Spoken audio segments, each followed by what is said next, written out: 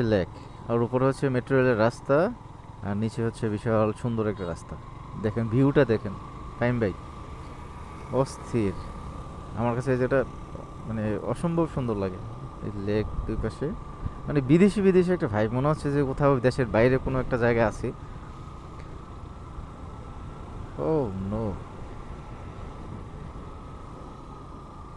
এই গাছগুলা যখন বড় হবে তখন তো এই জায়গাটার সৌন্দর্যটা আরো বেশি বেড়ে যাবে।